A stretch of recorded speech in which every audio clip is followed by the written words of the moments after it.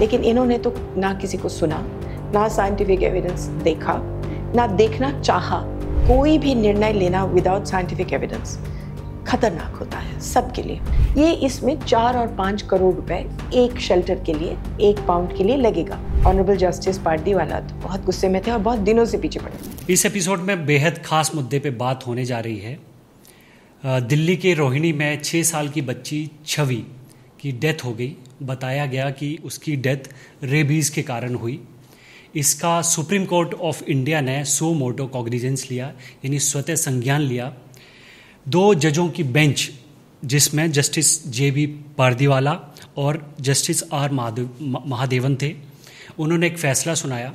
उन्होंने कहा कि दिल्ली NCR यानी दिल्ली, गाजियाबाद, नोएडा और गुड़गांव से जितने भी स्ट्रे डॉग्स हैं यानी आवारा कुत्ते हैं, उनको शेल्टर होम्स में डाल दिया जाए। और दिल्ली गवर्नमेंट को और अथॉरिटीज़ को ये डायरेक्शन दिया कि 8 हफ्ते के वक्त में ये काम होना चाहिए। और बहुत टफ लैंग्वेज में, बहुत स्टर्न एक डिसीजन के तौर पे इसको देखा जा रहा है। सोशल मीडिया रिएक्शन से भरा पड़ा है और जो एनिमल लवर्स हैं और एनिमल हेटर्स हैं वो 2 एक्सट्रीम से बढ़ चुके हैं। ये मुद्दा इतना बड़ा हो गया है कि पॉलिटिशियंस भी रिएक्शन दे रहे हैं, आम आदमी भी रिएक्शन दे रहा है।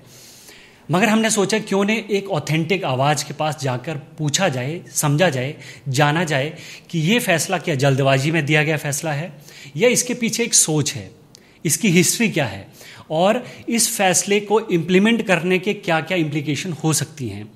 एक एनिमल राइट एक्टिविस्ट के तौर पर, एक एनिमल लवर के तौर पर, एक आम आदमी की नज़र में भी, जिसके लिए अपनी सेल्फ यानी अपनी सिक्योरिटी, अपनी सेफ्टी ज़्यादा ज़रूरी है, उसकी पॉइंट ऑफ व्यू से भी समझा जाए।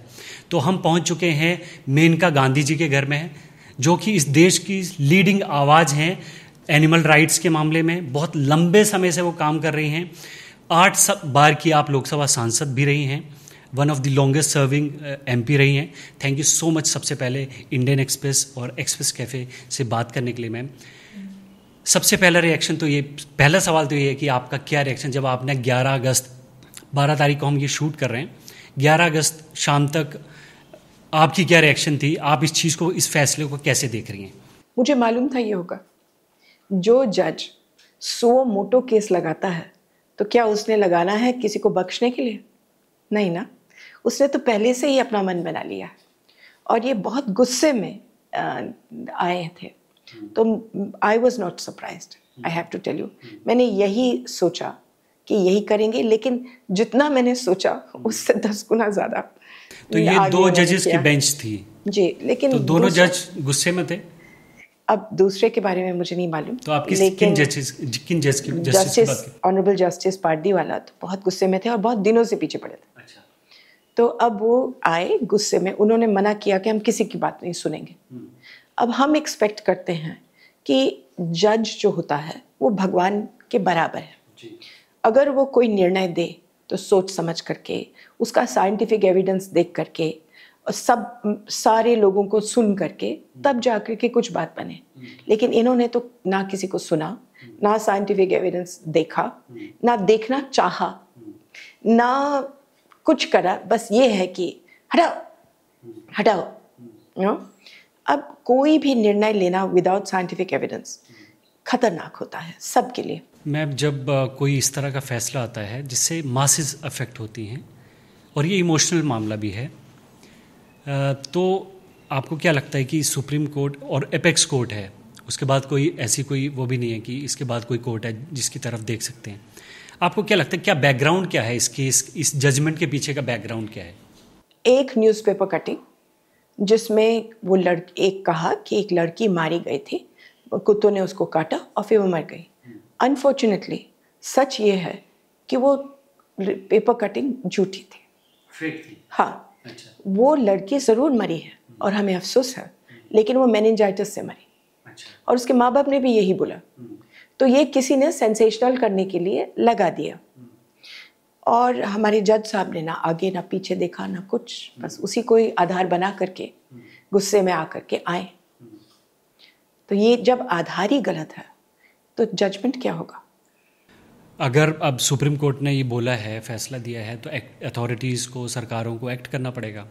आपको क्या लगता है इससे ये पहले? ज़रूरी नहीं है। मैं आपको इसलिए बताती हूँ कि इससे पहले ये 2 जज का बेंच था सुप्रीम कोर्ट का। उससे पहले 2 जज का बेंच सुप्रीम कोर्ट के जस्टिस माहेश्वरी लीडिंग थे। उन्होंने बहुत ही सोच समझ कर, सबकी बातें सुन करके उन्होंने फैसला ये दिया था कि हाँ, कुत्ते की मुसीबत है, लेकिन अगर हम इनकी नसबंदी करवाएं और इनको अपनी जगह में रखें, तो ये अगर हम सरकार के बनाए हुए कानूनों को अमल करें बजाय कि झूठ बोलें, तो हम ये मामला को निपटा सकते हैं। अगर झूठ पर झूठ हम लोग बोलते जाएं और सरकार के लोग झूठ बोले, खास करके दिल्ली एमसीडी के, तो फिर ये मामला बिगड़ेगा। अब वो बहुत ही रीजन जजमेंट था, अब ये उस बराबर है। आप बताइए, सुप्रीम कोर्ट में 2 जजों के बेंच ने कुछ बोला है और 2 जजों के बेंच ने कुछ बोला, तो हम किसको माने? और वो भी जो दूसरा वाला है वो तो सुओ मोटो है। तो एपेक्स कोर्ट ने बोला कि दिल्ली से उनके हिसाब से 5 लाख कुत्तों को हटाओ, शेल्टर होम्स में डालो, मगर जो नंबर है वो 10 लाख से ऊपर का है। 2023 का एक नंबर ऐसे है बेटा, एग्जैक्ट नंबर 3 WHO के मुताबिक 3 लाख है। 3 लाख है। ये 8 लाख होता था, करते करते करते 3 लाख पर आ गया। 3 लाख दिल्ली एनसीआर का नंबर है जी। मैं ये बोल रहा हूँ कि आगे अगर मान लीजिए इस फैसले को, इस जो डायरेक्शन है उसको अगर इम्प्लीमेंट करना है, तो क्या ग्राउंड पे ये वाइबल है, डुएबल है? बिल्कुल ही नहीं, बिल्कुल ही नहीं। थोड़ा एक्सप्लेन तनिक सभी नहीं।